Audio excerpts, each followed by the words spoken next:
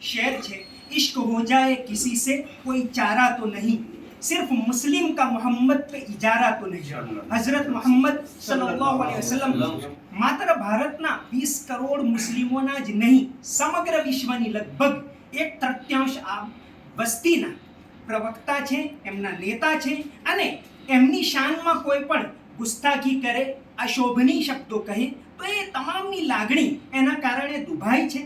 આપણો ભારત દેશ વસુદેવ કુટુંબમમાં માને છે, ત્યારે કોઈ પણ ધર્મના મહાપુરુષોની લાગણી દુભાવવી જોઈએ નહીં। કોઈ પણ ધાર્મિક લાગણી દુભાય એવા શબ્દો કોઈ પણ કહે તો તેની વિરુદ્ધ કડકમાં કડક કાનૂની કાર્યવાહી થવી જોઈએ અને સરકારે આ ક્ષેત્રે પહેલ કરવાની થોડી શરૂઆત કરી છે। અમારી માંગણી એવી છે કે આના કારણે આ એક પ્રકારનો રાષ્ટ્રદ્રોહ એ માટે કહેવાય કે આના કારણે વિશ્વમાં ભારતના આર્થિક હિતોને પણ નુકસાન પહોંચ્યું છે અને આના કારણે આપણા મહાન ભારત દેશ જે એક સુપર પાવર બનવા જઈ રહ્યો છે, ત્યારે આપણા દેશને અન્ય ક્ષેત્રે કોઈ પ્રકારની હાનિ પહોંચે એ સાંખી લેવાય નહીં અને એમાં પણ અમારા પૈગંબર અને આપણા બધાના પૈગંબર હઝરત મોહમ્મદ સલ્લલ્લાહુ અલૈહિ વસલ્લમની શાનમાં અશોભનીય શબ્દો બોલવામાં આવ્યા, એના કારણે અમારી લાગણી દુભાઈ છે। અમે ખૂબ જ દુઃખી છીએ, ગ્લાનિ અનુભવીએ છીએ। ત્યારે અમારી માંગણી મહામહિમ રાષ્ટ્રપતિ શ્રી, મહામહિમ વડાપ્રધાન શ્રી, ગુજરાતના રાજ્યપાલ શ્રી અને ગુજરાતના મુખ્યમંત્રી શ્રીને અને એવી જ રીતે સુપ્રીમ કોર્ટના ચીફ જસ્ટિસ સાહેબને અમે વિનંતી કરીએ છીએ કે આના વિરુદ્ધ કડકમાં કડક કાર્યવાહી કરવામાં આવે। ધરપકડ કરીને કોમી વૈમનસ્ય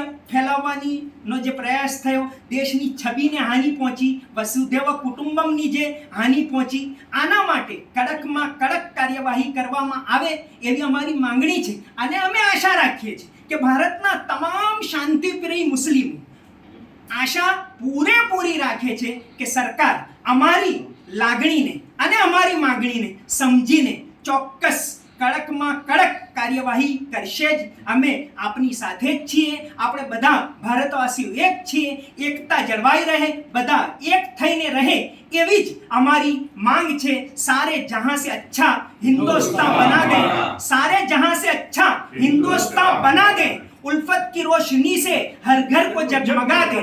नफरत की आग में हम जलते रहेंगे कब तक, नफरत की आग में हम जलते रहेंगे कब तक, आओ जतन करें हम इस आग को बुझा दें, सारे जहां से अच्छा हिंदुस्तान बना के। Thank you very much. खूब